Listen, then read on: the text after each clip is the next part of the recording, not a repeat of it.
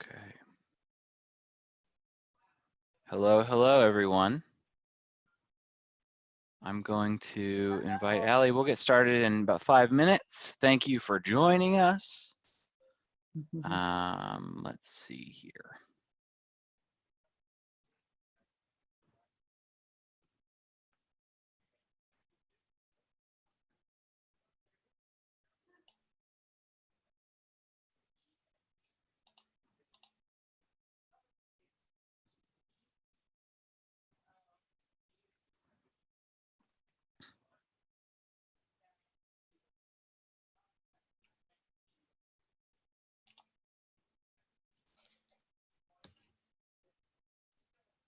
Okay.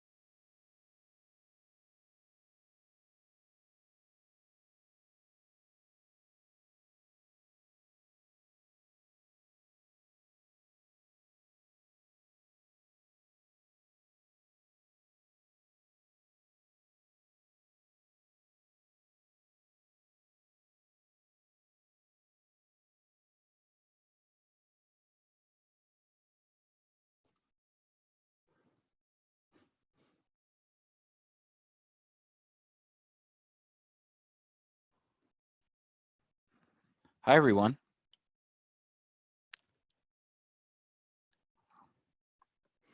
It's 3 o'clock. Allie, I think I made you the host, and I thought that meant we could be co-host, but I think I lost all my controls. Oh, okay. Let me see if I can. I sent it back. Thank you. There you go. I am the host now. That's what I like to hear. All right. Let's see. We've got 12 people on. Very exciting. How's everyone doing? I honestly don't know. Can you guys talk? I don't know if that's a thing.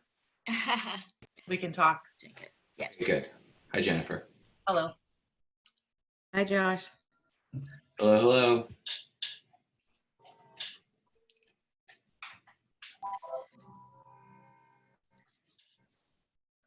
Okay. So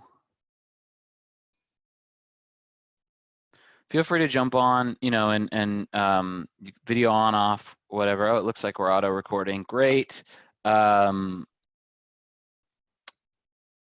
If you want to, we're gonna have it looks like we're gonna have a relatively small group here, which is great. So if you have a question, feel free to, raise your hand or just get off, turn off mute and just ask it. We're gonna, Goldie set this up in such a way that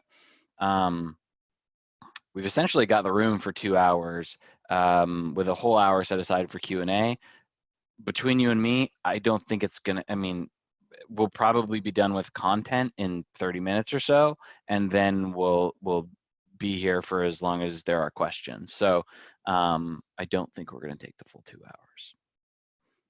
So let me ask before we start, as we wait for the room to fill up a little bit, what are we hoping to walk away with today? What is, like, if you could walk away with one thing that we definitely go over, what would it be? Good leads. Good leads. Inexpensive good leads. Inexpensive good leads. All right.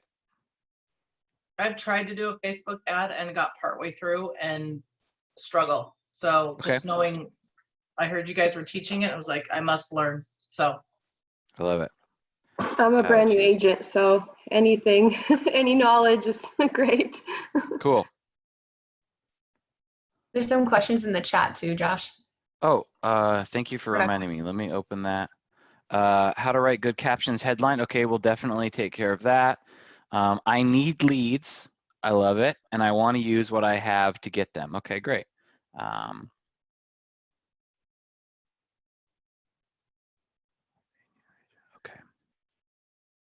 All right.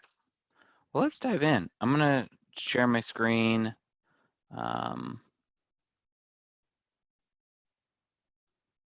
We'll see how this all goes. Google Chrome.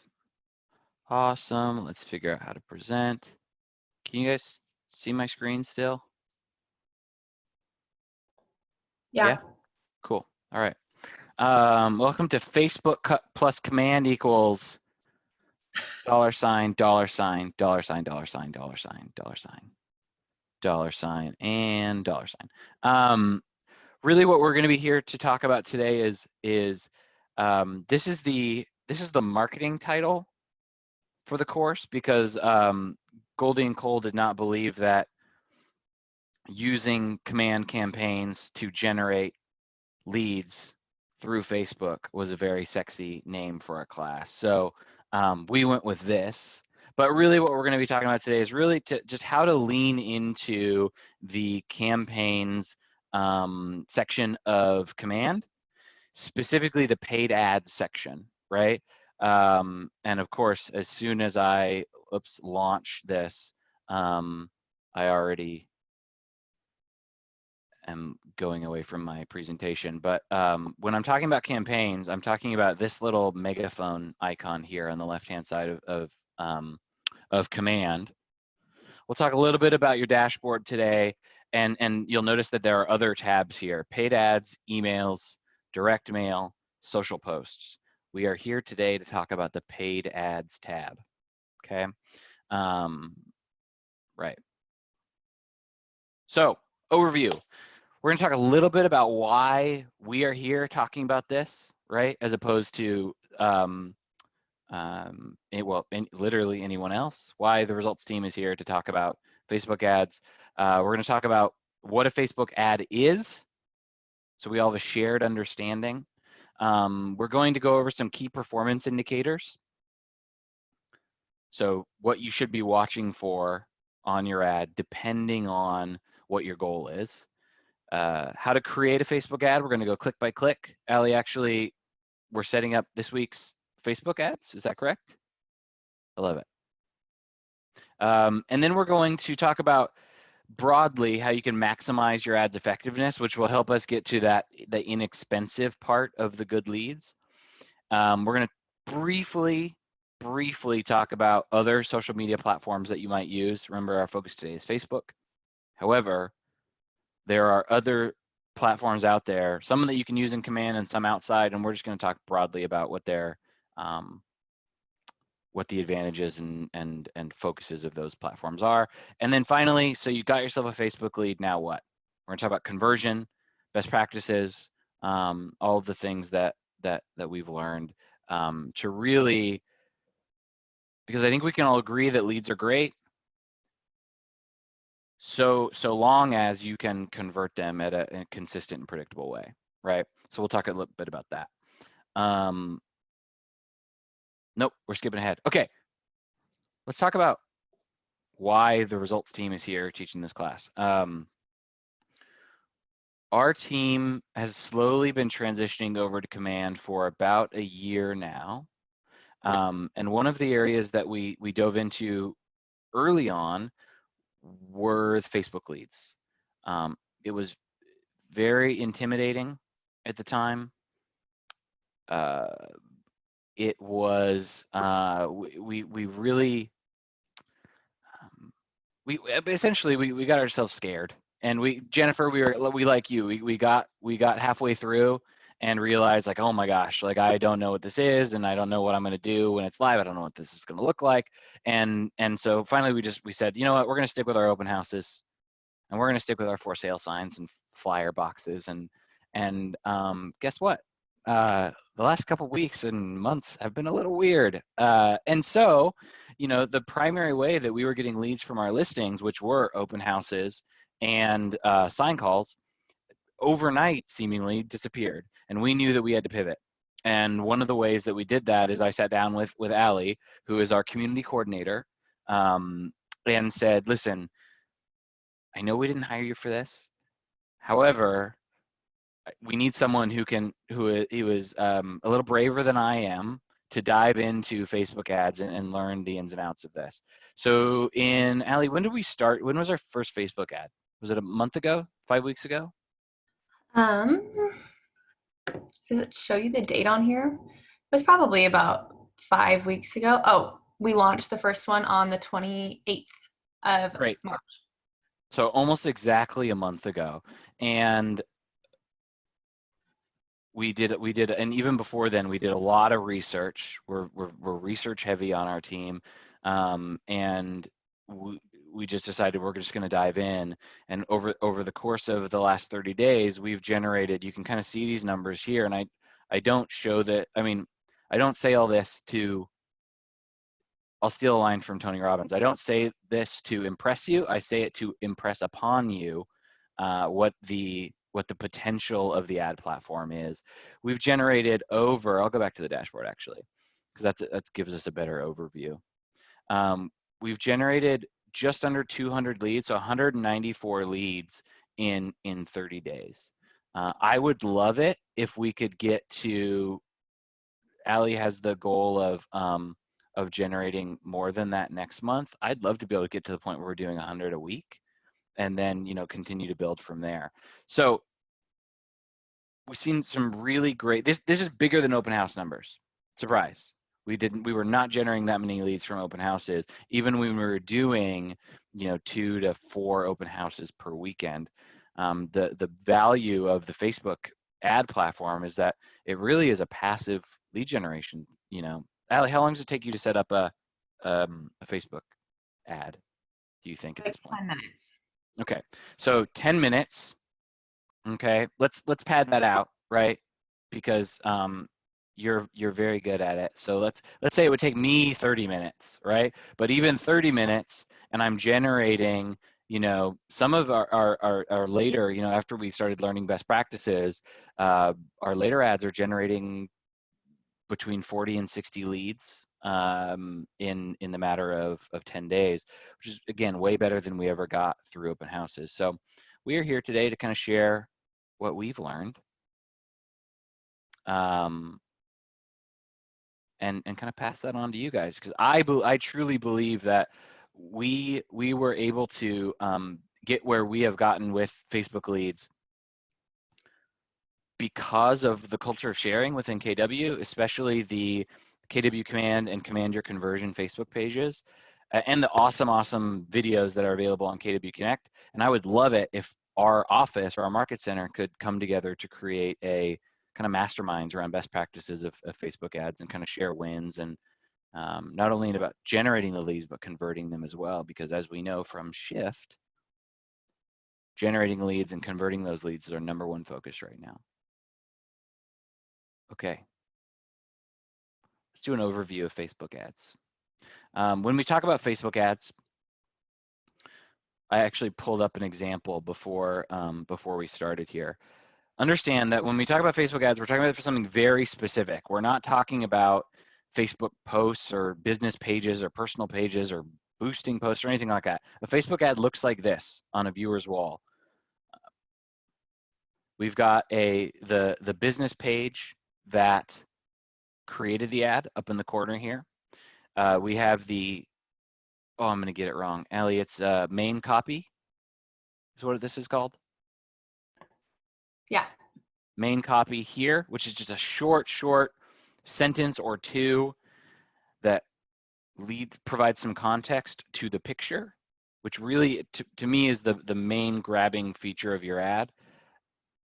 We'll talk about best practices around that. And then we have down here is the headline, okay, which usually includes your call to action, which is this button here.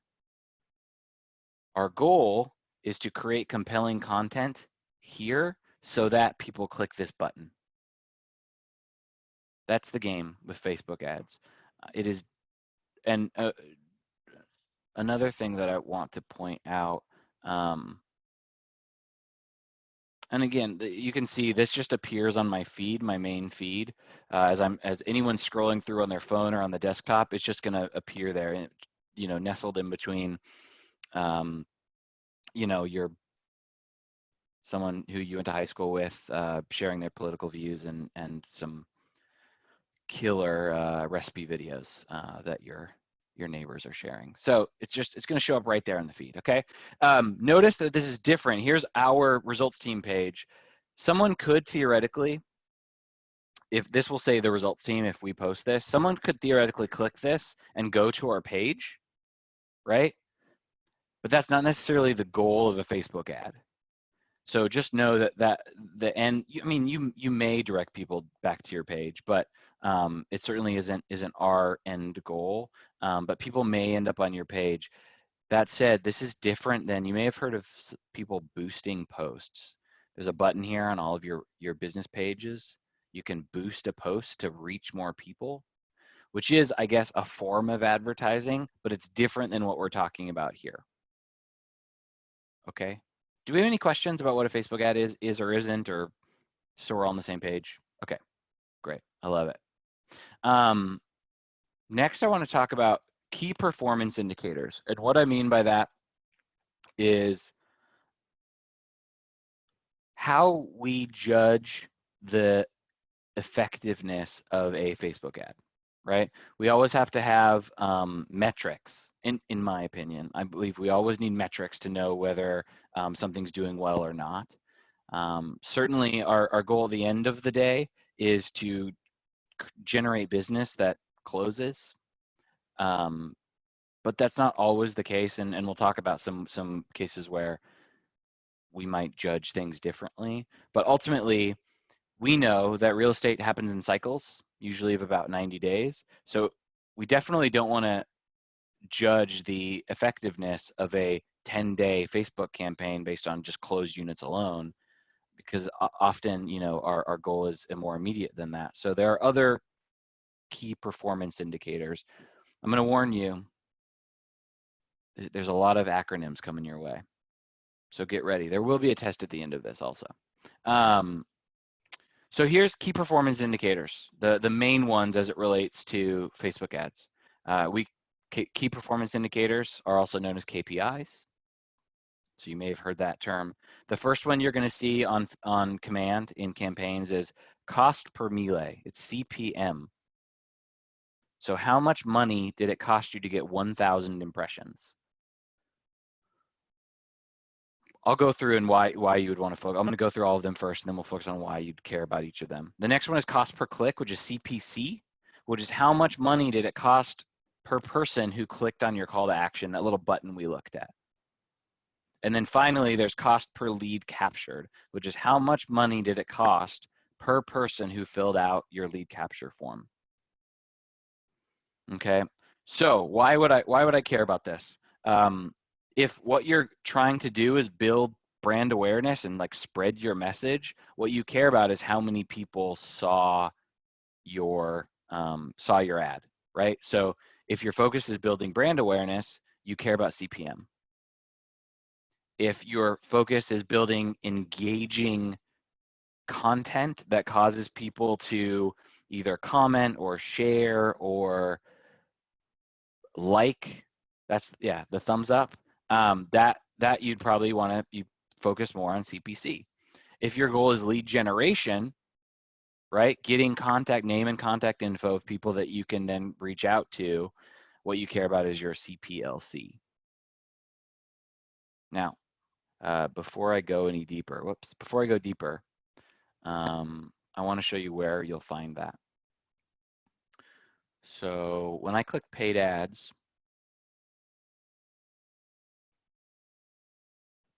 you will see, once it loads, you'll see all of the ads that you have, within command, and here's your CPM, here's your CPC, and here's your CPLC. And it does all the math for you. So you'll get a little, the name of your ad, you'll get a preview of the ad, you'll see its status, whether it's active or not, you'll see the duration, and then you get to see all of the data you would need to judge the KPIs or the key performance indicators for any individual ad. So you'll see here that right now on this, for instance, we have an ad that's called Brewer, and then the address of the property. Right now, our cost per melee, our impressions are 390. We have 397 impressions. It's projected out. It's going to cost us $20 to get 1,000 impressions.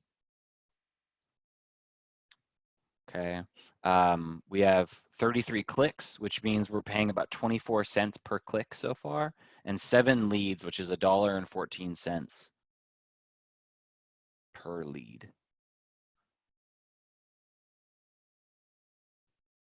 When we talk about inexpensive leads, really what we're shooting for is a lead that's less than $1. And frankly, I kind of think of this like a game. Like, your first ad, just know that all you're doing is setting standards for these 3 things, right? And your goal over time is to just make them lower, right? To make better ads so that your cost per impression is lower, cost per 1,000 impressions is lower, cost per click is lower, and your cost per lead is lower. Does that make sense to everyone? Are we good? Yeah? Yes. Cool. So I'm going to hand over the controls to Allie, and we're actually going to go through creating an ad. So feel free to jump in. Oh, sorry. Teresa Parker says she can't hear anything. Can everyone hear me? I'm assuming that someone would have. Yeah. Okay. Kevin.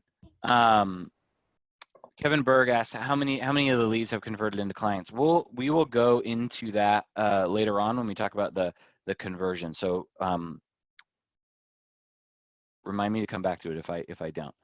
So Allie, I'm going to see if I can. Maybe I have to stop sharing first, and then I'll see if I can hand it over to you. Can you see There you mine? go. Yep. Cool. Okay, so bear with me. I'm going to go through it and kind of explain what we do throughout the whole process, and then I'll go back and kind of repeat myself slowly. So we're just going to create a new campaign. It's a social ad, so it's paid for. And here we're advertising a listing. There are tons of other options that you can utilize, command and the paid ads. But the name of this campaign is going to be McKnight. The address is 25. And Allie, What? as you're putting that in case anyone is wondering, don't worry too much about this. What is your goal? It doesn't do anything. It doesn't change anything. With the exception of if you click advertise multiple listings, it'll allow you to select it'll allow you to select multiple listings to advertise. But all of the other ones do the exact same thing. And the only reason that it exists there is that it gives insights to the labs team about what we're using paid ads for. That's it. Cool. And then at the bottom here, you can choose to run your campaign with all 3 of these platforms, with just 2 of them, with 1 of them. We've tried Facebook and Instagram together. We don't really utilize Twitter at all, but we'll get into the reason why we're utilizing Facebook majority for advertising listings. So set up campaign. Oh, deleted my, oh no, it didn't. Okay. So, come on. Oh, it looks like, Ellie, it looks like it logged you out, or you were in Carla's and now it logged you into Yeah, yourself. it just did that. Let me, 1 second. As you log in, you might have noticed at the top of Allie's screen, Goldie wanted me to make sure I mention this, so this is perfect timing, that if you haven't run a Facebook ad campaign through Command yet, wow, that's a lot of words. If you haven't done that yet, you have an offer. You'll see that a banner at the top of your screen that says, hey, free $25, which is great. You can run a whole ad for $25 and get, up to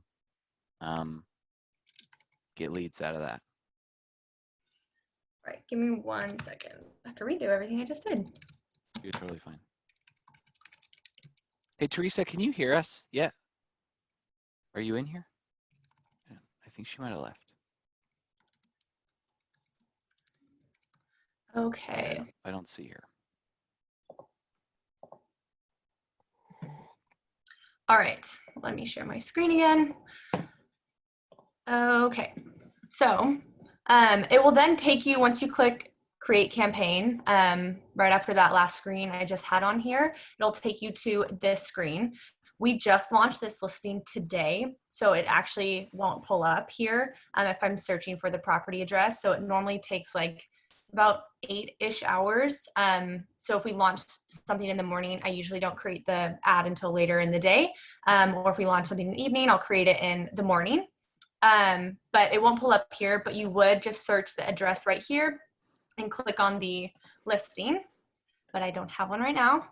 But when you do that, it will automatically pull up a photo right here of one of the photos that are on the MLS page already. Allie, will it screw you up to just pull in a different listing just so they can see what that looks like? Yeah, I can do that. Let's see. You might have to do change it from show only my listings to show all listings under the search button. Yeah. And I can do, do you want me to just do any of these? Yeah, you can grab any of them. All right. So this is what we'll pull up next. There we go. Okay, so over here, it automatically pulls up everything that's already on the Northwest MLS page. So it has a photo. You can change this photo. It doesn't matter. I usually try to find an exterior photo that gives it's an appealing curb appeal, but doesn't give away too much information. And we'll talk more about that and the reason why I do that. But it also pulls up this caption right here that already is again on the Northwest MLS page, but I'm going to change this. Typically, I try to make a funny but also relevant caption. So the McKnight location, the McKnight house that we just listed is on a golf course. So I'm going to say remodeled. Oops. Okay. Remodeled and upgraded Rambler on Lake Wilderness Golf and Country Clubs. Oops. 15th fairway. And again, you only have 250 characters on here, so you kind of have to be strategic about what you're putting here. So I'll put a period there and I'll say this home even includes a golf cart and golf cart garage. Okay, good. I still have another 100. And then I usually say something funny or snarky or something like that. So I'll say, sounds like a hole-in-one. And so from here, I usually direct people to the 360-degree tour, which I'll get to again in just a second. But I'll say something like, click the link below for a 360-degree virtual tour. Cool. Next step for me is emojis. So I'm talking about golf here. I joke. So this is not an Apple computer. I just go to this website called getemoji.com. So they look a little bit different than they normally do, but they train on Apple products the same. So I'm going to do a laughing face because I made a joke. And I try to keep it like pretty, not like overdo it with the emojis. But then I'll put that right after the joke. And then I'll do some kind of golf emoji. So let me see if I can find one. Okay, here's one right here. Okay, so I will put this on there as well. And I'll put it right after I address the golf and country club 15th fairway. Okay. And then I will go back and check over all this stuff for typos later. But now moving on to the headline. I try to keep it very alerting, but also kind of funny. So I have been utilizing emojis in the headline as well. So for here, I would just put remodeled golf. Let's see if it, wow, I cannot spell remodeled today. Golf and country club Rambler. So this run is pretty just straightforward. But if for say this was more of a fixer upper kind of listing, I would put like great investor opportunity with like a bunch of like exclamation mark emojis or something like that. But for here, I think what I'll do right now is just like, because it's like, wow, it's the remodeled Rambler on the golf course. I'm just gonna put something like these star eyes because it's like super cool. So I'll put that right there. Okay, and then the description. So this is like the very small spot, and it even gives you like kind of a disclaimer here, or at least, yeah, it says description will be shown in some placements. So people don't always see this. So I just am gonna write, click this link for a 360-degree virtual tour, because it shows up right here. And you can see what the ad now will look like, that I've put almost all the content in it. I just haven't associated the link or the call to action button. So this is what the entire ad looks like. And you can also see here that it gets cut off. So you're trying to keep most of the important content at the top of your phrase. So normally I would put like an enter before here, just because I do say this twice. So there. So now you can see like the main idea, and then the call to action is down here. So we're gonna move on, save ad text, and then the media. This is where you go to change the image and those types of things. So again, just one simple exterior photo. You can add more photos if you want. We'll talk about that in a bit. But then you also are required to have your DBA logo. So I make sure that it is a vector, meaning that it doesn't have a background. And I'll probably change it just for the sake of this photo to the left-hand side. So it's not intruding, it's a little bit more subtle. And then that's all I do with the media. So I will go back and change this picture later. Now we're getting into like the Facebook ad, call to action and all that stuff. So Really quick, Allie, do you mind if I jump in Yeah. for just a second? I want to, before we move away from that, Linda mentioned that, and I think this is true. So that it actually pulls these properties from KWLS, not the Northwest MLS. So you want to make sure that that all of that information, if you're finding that like, hey, the information that's being pulled in is not accurate to what's on the Northwest MLS, look at your KWLS listing, because it's actually pulling from there. And thank you for pointing that out. And then both Sheila and Aaron mentioned that they've been having some glitches getting the photos to pull in. And unfortunately, I wish I had an answer to that, but we have been seeing them at least over the last 10 days, Allie. It has been about 8 to 10 hours, you know, when that shows up. And have you had issues with photos ever pulling or? Not Okay. necessarily with the photo, but before I Yeah. realized, because I am so hands off on our listings until this point in the process, I did not know how to work any of that stuff. I couldn't find any of the listings. So I was actually just downloading our professional photos and choosing one of those and actually not even taking any of the photos Right. that are this page. So I was just doing it on So my that's a own. workaround. Yeah. Yeah. Cool. So Thank you can do it either way, even if like say that there is a better option. Definitely do that.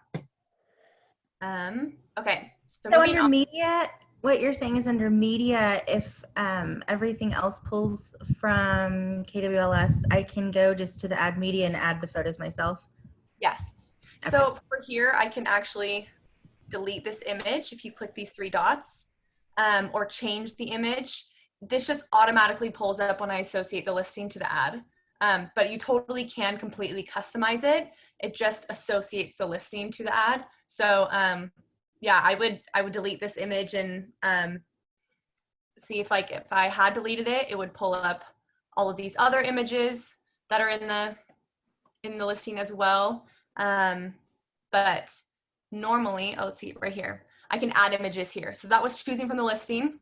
If I wanted to browse my own, I could click choose from designs, which will actually pull from all of the photos in your design library on command. So like over here, if you can see my cursor, that's designs. That's where the design library photos are.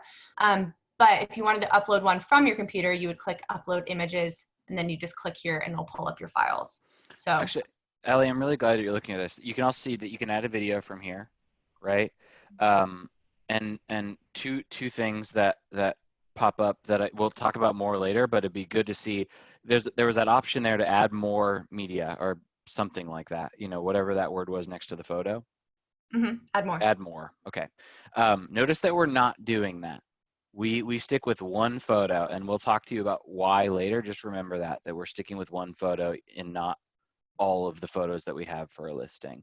The other piece is that notice that we're not using, other than the compliance required Mountains of Sound logo in the lower left corner, we are not putting a bunch of text over this image. Facebook has a real problem with a bunch of images that are just more text. So the less text you have, the more likely it is that your ad's going to be approved by Facebook and actually show up on people's feeds. That is all. Yep. So I usually just, again, keep it to one exterior photo, super simple. And I've also found that like more wide frame photos, like with the home farther back in the shot where you can see more of the lot, has actually worked better. Because again, it gives the viewer less of an idea of what the home looks like. So they're intrigued. You're just giving them like a little taste. You don't want to give them a lot of information. So saving ad media. Now, again, moving on to the Facebook ad. So make sure it's associated with the right account and then associated with the right page. So this is the only page that we have as a group. So I run this one. Again, destination, you want to use the lead generation form. This is where you're getting all your leads. And this is like the most important part here. So the call to action label, they don't give you a lot of options. So I usually just do the learn more. But you can also use a site or landing page, but you want to use the Facebook lead gen form. And the John, difference is, just sorry to keep cutting in, but the difference is use a site or landing. This is a huge one, so I think it's worth parking, because if you want to know the difference between getting leads at like $3 to $5 each and getting them for under $1 each, it's literally the difference between these two options. Okay, use a site or landing page. We'll take them to another page where theoretically you would have a way for people to like fill out a contact us form or something like that, but they'd have to do it somewhere else, right? At a different site. This Facebook lead generation form means that a window will pop up the moment they select learn more. A window pops up that is pre-filled with their name, phone number, and email address. And all they have to do is click confirm to move on, and you get that lead. So that it's we think a lot about the friction between what a person, what a lead or your audience wants, and them being able to give you their info. If every like microscopic turn of the dial toward more complex and harder for someone to give you their information, the less likely they are to do it. So always use that lead capture form. Oh my goodness. All right. See if I can spell today. My goodness. Okay, so back to this.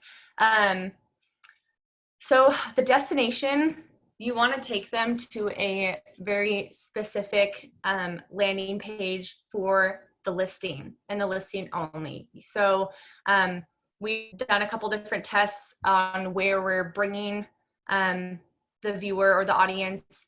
But again, when we're doing lead generation and talking about advertising listings, we have actually been using these 360-degree tours. And we take the photos of the home, and then this way you just literally walk through the house. This is just a tool we've been using, but this is where we take everybody who clicks and fills out the lead generation form. So I'm going to copy this link and paste it here. Okay. And then when I click out of it, sometimes it'll tell you if you've done this wrong and it's not a real, like if you've accidentally done a typo or something, it will tell you that it's not a real destination. So you don't have to worry about that bugging out or anything. So this is the destination. That's everything. So this is step 2 of this part. And that's it. That's all you do for that. So now the ad is complete. What we're working on now is the targeting. So you can choose to target your own database, which is just the people who follow your page, which has its own perks. But if we're trying to advertise listings just to the general public, we want a custom audience. So the location, this house, not this exact photo right here, but the home that on the golf course is in Maple Valley. And so that's typically where I would choose to advertise first. We again have done different kinds of tests, and we're doing more tests on locations and those types of things. But the first ad of the listing, I always go with where it is located, because again, if this shows up on people in a Facebook feed, if they live in Maple Valley, say they live like a mile away from this house, they're like, oh, that house isn't far from me.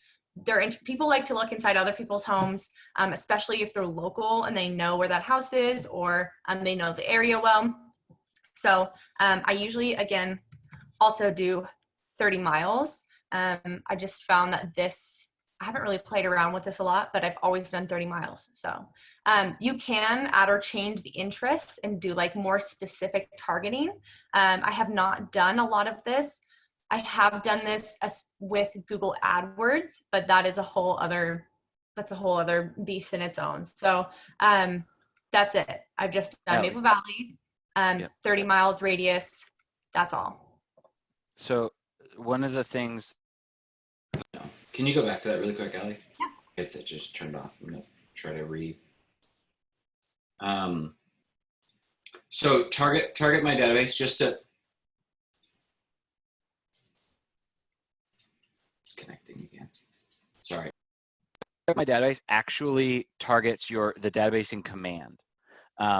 And so what it does is it maps the email addresses you have for the people in your database, and ties that to actual Facebook account email addresses, so the email address someone would use for their Facebook account, that would be super valuable. Say if I've got a database of thousands and thousands of people and I want to advertise, I was going to say my pie giveaway, but I guess my virtual pie giveaway right now, I don't know that, but if I wanted to invite people to an event and didn't want to like call all of them, I could have it show up as a sponsored ad on Facebook. Or if you want to get really tricky and you just be front of mind for people within your database already as part of a hyper tech savvy 36 touch program, that's a way to do it. The expert targeting, Ali, that is 100% right on. That we do not use that right now. However, as someone earlier asked about the difference, good leads, right? And for me, we're always balancing good leads versus a lot of leads, and really that's about qualification. So if I'm going to put more expert targeting add more interests, I'm going to get fewer leads. But theoretically, if you're choosing those interests strategically, they will be of higher quality, right? And what I mean by that is that they will be more likely to be farther along in the buying or selling process. So some of the examples I've seen are, if you really want to use this really well, is no one says that their interests are home buying, right? That's not an interest that people have, but they may say their interest is Zillow, or they may say their interest is Trulia, or think about the types of pages that a person who is actively thinking about buying or selling would be following on Facebook, like Zillow, Trulia, Redfin, something like that, and leverage that so that you can get in front of people that are already seeing a lot of houses. Does that make sense to everyone? Can I nods, thumbs ups, whatever? Josh, do you know if this allows you to change the age demographic as well as like the Google AdWords does? It does not, and my understanding is that the reason for that is all of the privacy things and fair housing laws specifically around advertising real estate, that they removed the ability to focus on specific age groups and Got it. Okay. So yeah, that's all as far as the ad goes on Facebook. Now we're talking about the duration and the budget. This is also something that we play with a lot. Talking about best practices though, we have found that 10 days has worked the best. And also keep in mind that if I were to send this ad through right now, it would not go live until tomorrow. So it has to be approved. So May 1st through May 11th is when it would end. So 10 days. And then we have also been spending $30, which is like $3 a day. So yeah, this just fluctuates. It just depends. We haven't played as much with this either, as far as changing the costs and just the duration in general. So we are playing with this in the future though. So best practice, this is just what we've done every time. Save duration and budget, that's it. And that's your entire ad. So from there, you would click publish campaign and then it would pull up your credit card information, which I won't do. Cool. Thanks, Allie. Yeah. Okay. I'm going to clear through some of the questions that came in while we were doing that, and then we'll go on to kind of an overview of some best practices. Wait for it here. Kevin Berg says the image can't be more than 20% text. Okay, that's great. That's a perfect rule of thumb. We have found that it's not only is it tend to get our ads approved faster, but it just takes less time if we just do a picture of the photo, and it's been very effective. What tool are we using for the tours? We use, oh, my camera's not here, but we have a 360-degree camera called a Ricoh Theta V, which was the the cheapest 360-degree camera they had, because we bought it right when we were also trying to cut expenses. So it's worked great. It's not as good outdoors as it is indoors, but for what we're trying to do, it is very effective. And we host our 360-degree tours on Ricoh Tours. It's RICOH. And do you do the videos yourself? So we don't actually do videos. It takes that 360-degree image, and the user can control it. What we are starting to launch into actually this weekend is virtual tours, virtual open houses, where our agents use the 360-degree tour to essentially create a video. We thought about doing video. The cost of video production is very high, unless you know someone who's very good at it. But you're going in with that Ricoh camera. That's correct. Yes. And doing that. Okay. All right. Yep. So, and I'm actually taking those, which is proof that it doesn't. I'm not a photographer. I'm in fact the opposite of a photographer. I'm terrible at it, and so it's very I would say very forgiving, because you don't have to think about composition or lighting or anything like that. You just push a button and it takes everything. Okay. Yeah, so it's great. And I will say there was another question. What other pages have you had your ads lining? Oh, we'll talk about that in a second. There was a question. Oh, if we don't have a 360-degree tour, what do we do here? Awesome. We started doing the 360-degree tours because we thought that property showings were going to go away for a little while, and we were trying to figure out, okay, how do we create something close to walking through a home that that a user can control, and we didn't want to pay for a Matterport camera, or even which are very expensive. So we did these 360-degree photos. That said, remember that we've already captured the lead by the time they go to that 360-degree tour. So I don't necessarily think that in and of itself is vital. You could create a single property web page through Command, which is probably another class in itself, but it is very simple, and lead them there. I think it is important that you take them to the property specific page, and not just like a generic search page where they then have to type in the property, but send them to a property specific page. But you could do that on your KW website. So that's how I feel about it. I could be wrong. Linda says that we can't use Redfin as an interest because it's a competitive company. That's probably true. Sorry. Have you used options other than just advertising a listing? It was on a tutorial and they discussed lists. Have you tried those? And if so, was that more effective or less in regards to CPLC? We haven't done that yet. And let me try to see if I can explain this in a way that is will make sense to everyone. The idea is that you, instead of offering information, details and photos of a specific listing, you're advertising either a best buy list, like here are the 10 best buys in whatever city that you're promoting the ad in. Click here to download the list, or click here to see the list. Those are very effective. We haven't done that yet. Allie and I are we're kind of molding our advertisements around the reaction to the ads that are currently out there. So what we found is that for one of our listings, we had a ton of questions. It was a very low price property in the Tahoma School District. So we had a ton of people reach out about it. But they had a list, was early on after the stay home, stay healthy order. And everyone was like, I didn't even know you could buy a house right now. I didn't know you could look at houses right now.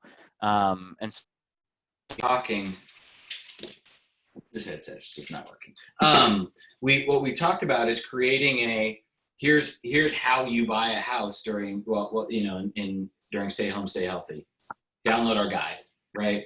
So there's all sorts of things you can do. And again, I would recommend, if you've got a use the scientific method, right? If you've got a hypothesis, right, you have a theory that you think this will be very effective, make an ad for it. They're relatively cheap, and if you haven't done it yet, you can do a $25 ad effectively for free and give it a shot. Okay, so can you preview your ad so you know the link works? Oh, so yes, you get that when Allie was putting it together, you can see what the ad looks like on the right-hand side of the screen as you're putting it together. And then in terms of the link, you may, oh, thank you, Allie. In terms of the link, you may just want to copy and paste it into another browser window just to make sure. Unless you yourself are part of the target audience, you won't see the ad in your own feed. It will tell you though if that link is not a real link. Like if it like checks it, it has like a system. So I've done that before where I've posted a link in there and then I missed like the last number or something and it was like, this is not a valid link. And so I had to figure out what I had done wrong. So I just copy and pasted it again. It worked fine. Cool. Oh, I lost my chat. Okay, here we go. Question from oh, so a question about actually, if you don't have any listings, can I advertise another agent's listing? Technically, yes. You saw that we set up a whole ad for someone's listing in Florida. So, can you? Absolutely. Probably best to ask John Hanson or Dennis about, what sort of permissions you would need for that. I would guess that you'd at very least you want written permission from the agent to do it, like an email or something. But please don't quote me on that. Okay, let's talk about. We're going to go over best practices again. I'm going to share my screen. We touched on a lot of them as we went through, and which is I asked Allie to do so that we'd have a little bit more context for this part. So we have 6 best practices that we want to go over. Oops. 6 best practices that we want to go over that will help your ads be more effective and thus less expensive. So Allie, I'll control this slide if you just want to go through these. Sure. So the first one is all of the different social media platforms are effective for different purposes. So since we are talking about Facebook and Command and all the $signs, Facebook is the best platform for lead generation.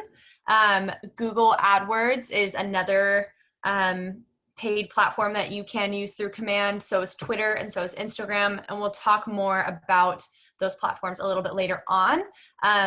But like we said earlier, there are different platforms for different like reasons, like exposure or lead generation, whatever.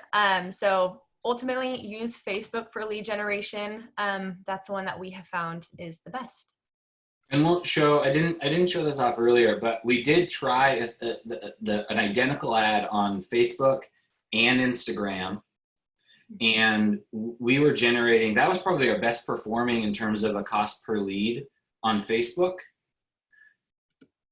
And on Instagram, I think we were paying like 4 or 5 times as much per lead, right? So understand what this is saying. We're not saying Facebook is the best or Facebook is where the most users are. Facebook is where you should, have your, your loyalty program or your business page or anything like that. What we're saying is if your goal is to add names and contact info to your database for as cheap as possible, Facebook is the place to go. All right.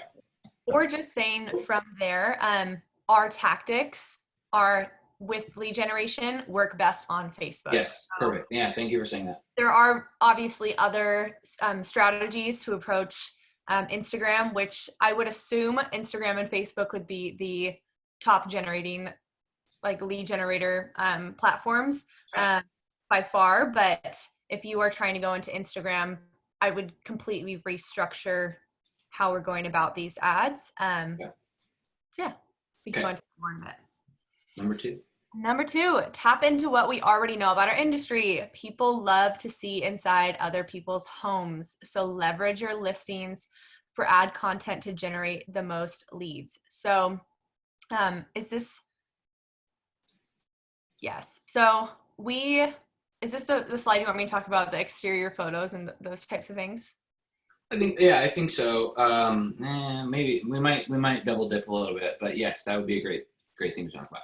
More so just with this tip in general, listing ads do the best for generating leads in general. So people like to see inside other people's homes. So in order to attract people in the area, dangling their next door neighbor's home and all the interior and the price and everything about it in front of them is very appealing. I know I love to do that. I frequently find myself on Zillow or Keller Williams, just like looking at homes for no reason.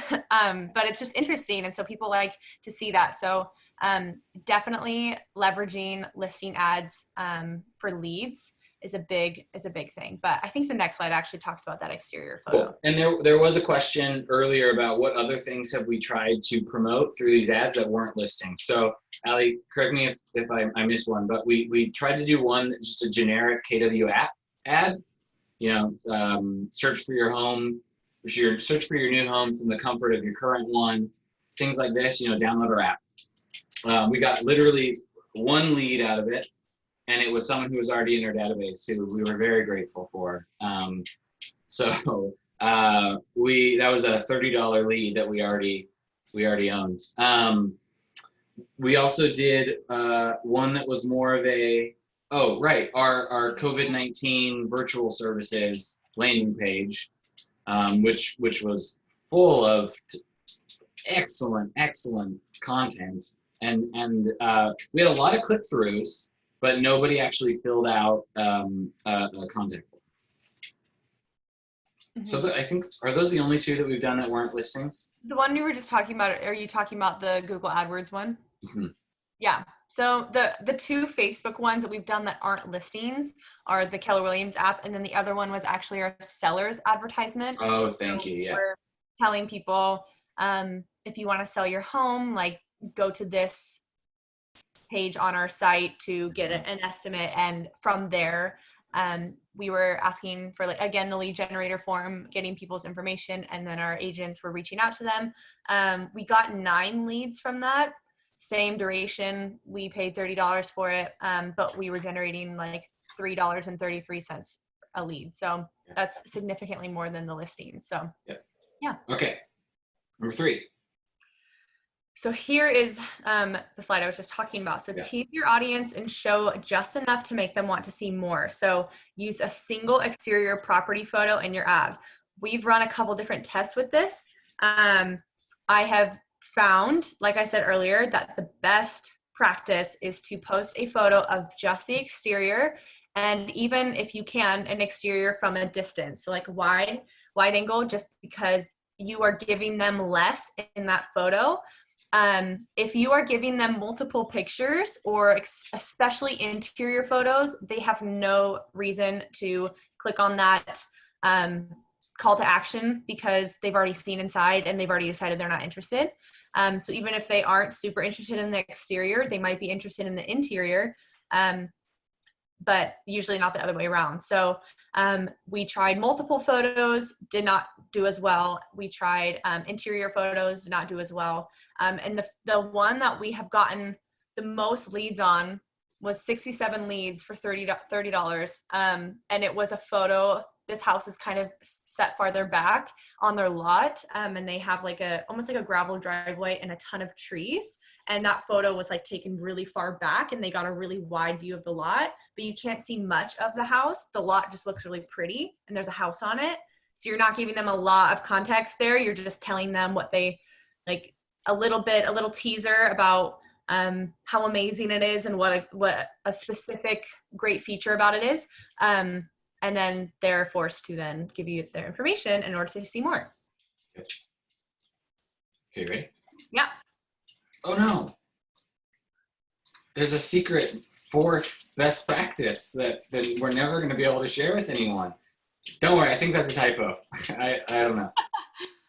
Okay. There is a point of diminishing returns for each listing ad. The fresher the listing, the more effective it will be. So limit your ads to 10-day durations. So again, we have a listing that we've put a couple different ads up for to try to test it. So we put the first ad up and we got for 10 days and we got 15 leads from it.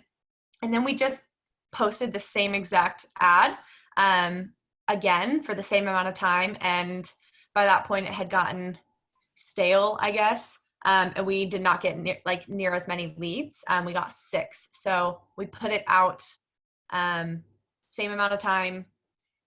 It actually got significantly less impressions as well. So 700 people more saw the first one and not the second one. So yeah, 10 days. Sorry.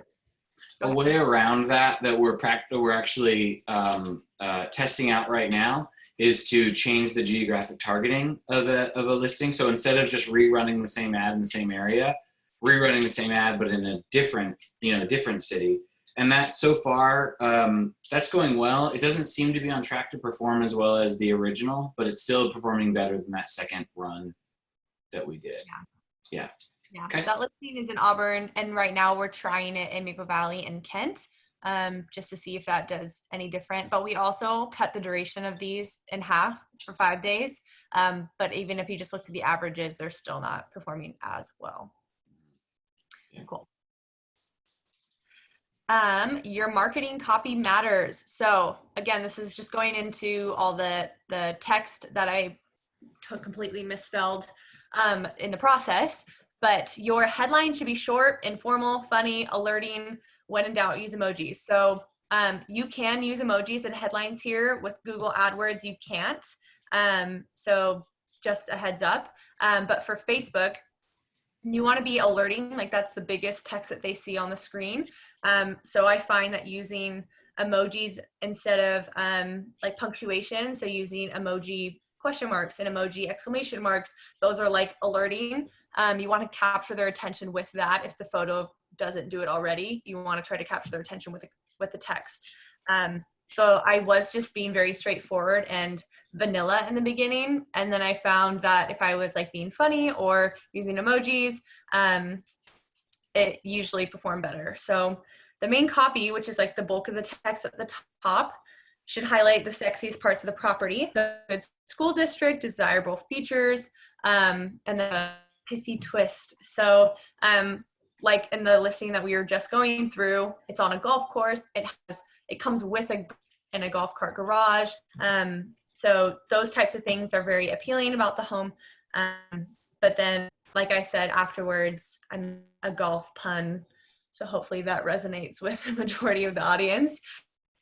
And then don't forget the call to action. So even though that does seem like a more secondary option, like secondary to the main copy, some people do see that, but you also want to make sure that you're addressing that call to action in the main copy and as well as the bottom in the description. So one way or another, you want to get them to click on that button. Yeah, you want to make it very clear, not only what people need to do, which is click this button, but also what they get when they do so. Right? Mm-hmm. So, and we could talk more about that later. I think is that all 6? Oh, we did it. All right. Okay. We're going to talk briefly about other social media platforms. Remember, our focus is on Facebook today, but we have, we wanted to, I'm sure there are questions about, hey, there are these other options out there. What are the strengths of these other platforms? So, Allie, if you want to just take it. Yeah. So we've kind of talked about this already, but with Google AdWords, we've launched one campaign through there. And in the beginning, I was like completely lost, didn't really know what I did or what the point of it was, but I did a lot more research on it. And when we're looking at the Google AdWords ad that we launched, we got like twice as many impressions on it, 0 leads. but we got like the same amount of clicks. Actually, no, we got significantly less clicks. But what I've found with this is that Google AdWords is a great testing tool. So the whole point of Google AdWords, in my opinion, is to see what people in your industry and what your clients are searching for when they're looking for things that are related to you.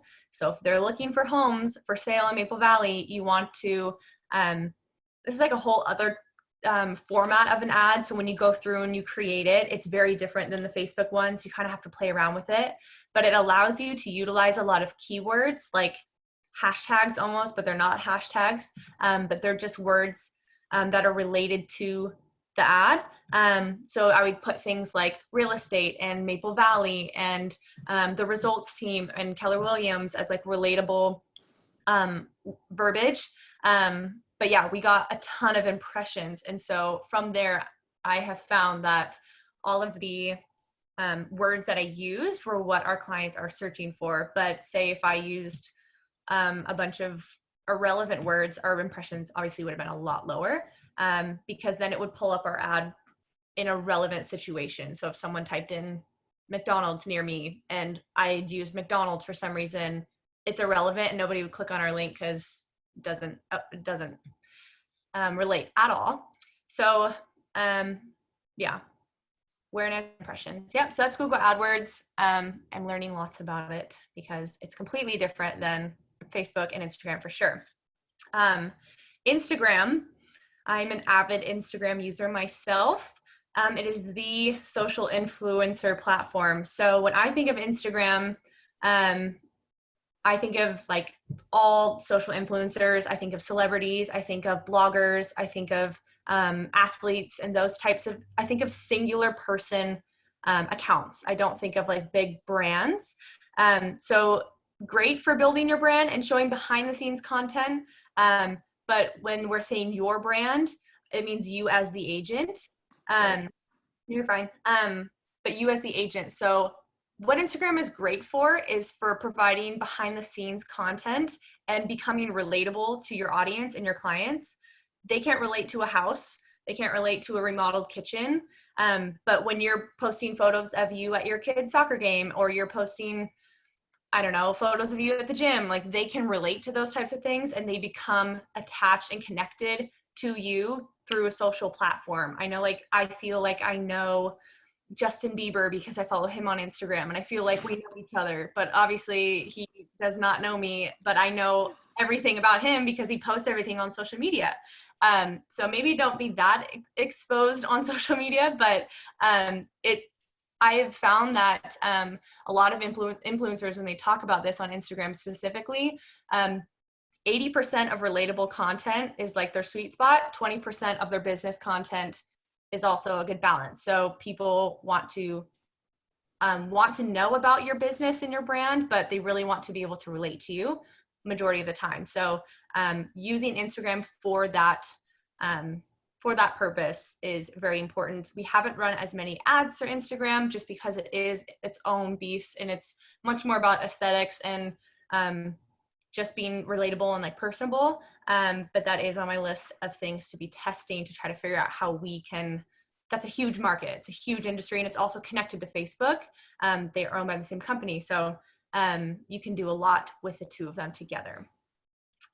YouTube is the best for longer form videos, very searchable, great for creating a catalog of training, educational videos, podcasts.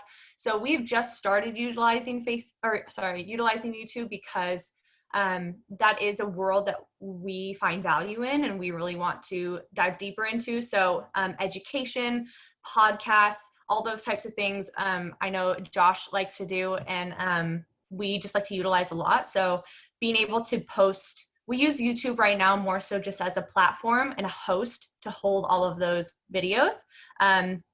So then you can share that link to YouTube on any social media platform from there. But a lot of the times those videos will get lost if you are posting on Instagram as like an IGTV or just posting it as a really long video on Facebook. When people are scrolling through Facebook and Instagram, they want short and sweet, to the point, that's it. When they're going to YouTube, they're expecting a longer video. So it's a whole other, again, a whole other platform. Mhm. I think that kind of sums them all up. Cool. I think now we're going to talk about, we're going to talk about converting. So you got a Facebook lead. Now what? And then once we're done here, we'll roll into just an open Q&A. We've been compiling, again, our whole goal over the last 30 days has been to test and track, right, our results. So here's kind of some of the results from our last 30 days of looking at Facebook ads. So the average number of follow-ups per connection, right? This is how we determine. This is often when I talk to other agents, we often talk about the quality of a lead, and we there's a whole class in and of itself about what is a good lead, right, and how to convert. Now, what we found is that the average number of I've asked all of our buyer specialists who are the ones following up with these Facebook leads to be tracking how many follow-ups they need to make, how many calls they need to make before a Facebook lead actually answers, right? They connect with them. Our average is 6 right now. Okay, that includes, we have accounted for all of the leads that are the truth is we do get bad numbers in Facebook. We get numbers that we call the number and the person said, oh, I have no idea who that name is. I've been getting so many calls from you agents, and someone just entered somebody else's phone number into that lead generation form. It totally happens. Our average number of calls per connection is 6. We tell you this not because anyone is looking at that and being like, awesome, I get to get 70 leads and follow up with all of them 6 times, and I'm going to do that math, and that is a lot of phone calls. I'm telling you that because that's the mindset you need going in, right? That it is going to be, this isn't low-hanging fruit, right? Like there's a reason why these leads are relatively cheap, and the more realistic you are about your expectations up front, the better off you'll do, when you actually go to try to convert. We know that from, not just from our team, but all kinds of data from just marketing data across our industry and even in other industries as well, it's 7 follow-up calls will ensure that your connection rate is, on average, your connection rate is going to be above 90%, right? And after 7 calls is where you start getting diminishing returns. So our best practice on our team is to follow up with these leads, call them 7 times, and we do it once a day. We try to keep it very simple, so once a day for 7 days. And if you don't connect after 7 tries, then we do archive them. But we definitely want to make sure we maximize our chance to connect.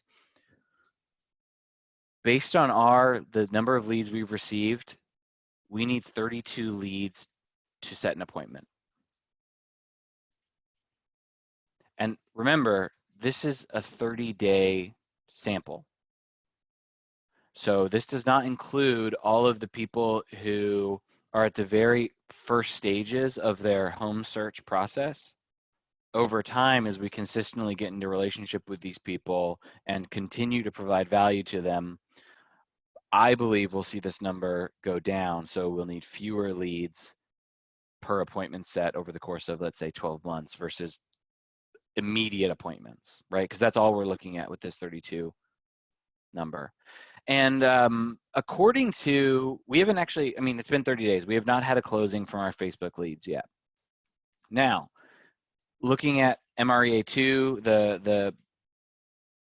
the statistics that are available from MREA2 at this point, and also the many people who are providing their testimonials on the Command Your Conversion Facebook page, we're probably looking at our standard. What we're shooting for is, for every 100 leads, we'll have a closing within 12 months. And we're tracking this very closely right now, so that at the end of the year, we'll know whether or not, we hit that standard.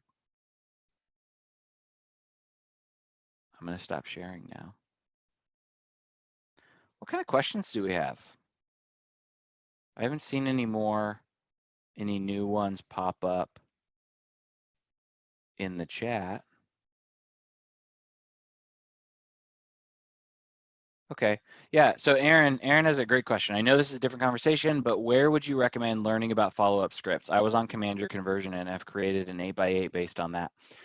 Honestly, I think Command Your Conversion is a great place to go. Command Your Conversion is it has some of the most forward-thinking and tech-savvy people in our company who are just freely sharing their best practices and celebrating wins together. Nick Baldwin in particular is a person to watch.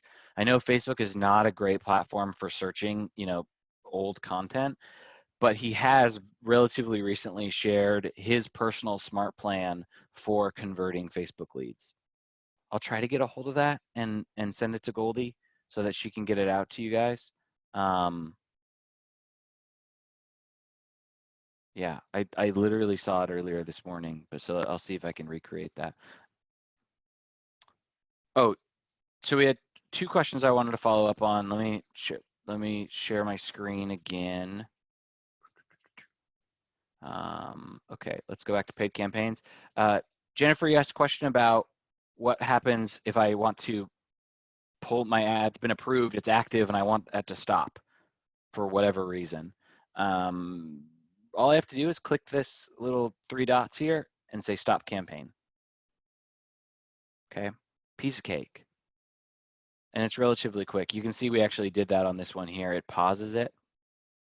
Yeah, so you can see this one was paused. And that's what it looks like. You also asked, my chat window disappeared. Hold on. If someone clicks or wants more information, where do oh, thank you, Jennifer. This is a great question. Okay. I'm going to say something before I answer it.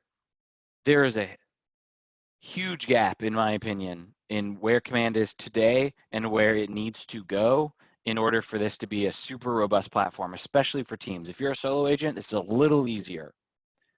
But for teams, this is still a difficult process. Now, where do I go? Where do those leads appear? So you will get a notification up here in this window, or sorry, up on this bell, there would be a little red little dot there that will say you've got a new lead. Let's see if nope, it's not going to show me. Okay. That's a super helpful place to go. I found that we know that speed to lead is really important. The sooner you can connect with someone, the statistics are if you can connect with someone within 5 minutes, you are 10 times less likely to connect with someone if you reach out within 60 minutes than you are if you reach out within 5 minutes. I don't know if I said that in a way that makes any sense. Does that make sense? You are 10 times more likely to connect with someone if you reach out within 5 minutes versus even 60 minutes. So the difference between 5 minutes and an hour is 10 times more likely to connect with someone. This is huge. So speed to lead is important. And so if that's true, then if this notification takes 10 minutes to pop up, that's no good. So there's a lot of room for it to improve. I know that if you've got Kelly on your phone, the app on your phone, you will get a notification when a new lead gets added to your database. Okay, but I'm going to answer the question. Let's see if someone clicks or wants more information. Where do those leads appear? Okay, here's the cool thing. Under this CPLC, so cost per leads captured, I can see how many leads that I have from each ad, and I can all I need to do is click on it, and it takes me to a smart view of all of the leads directly from that ad. All of these leads are the ones that came from that ad. So if I want to see, I lost where I was. Okay, again, if I want to see which leads came from which ad, I just click the number and it takes me to a page where I just see those people. Does that answer your question, Jennifer? Cool, thank you. Any other questions?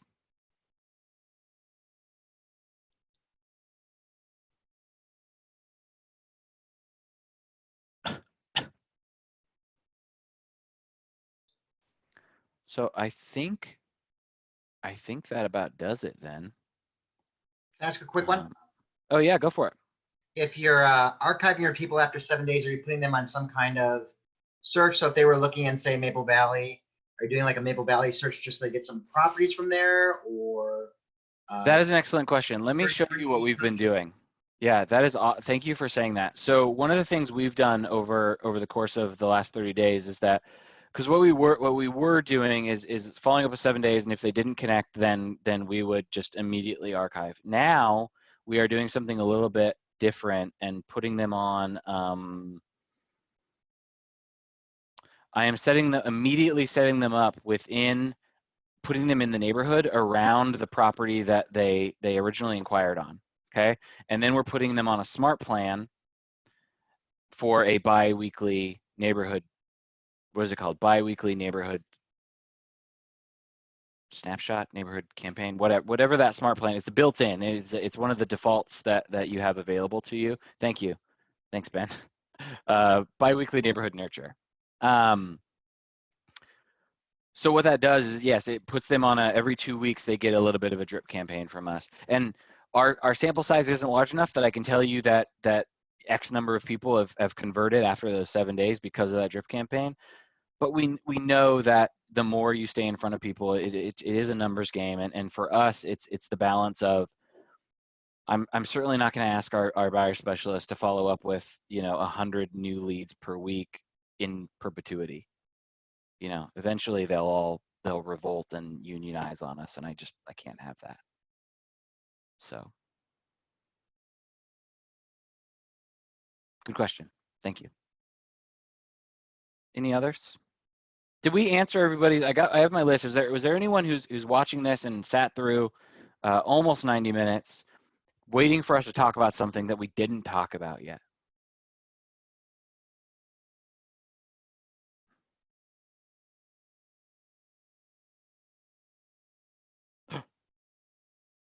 Okay.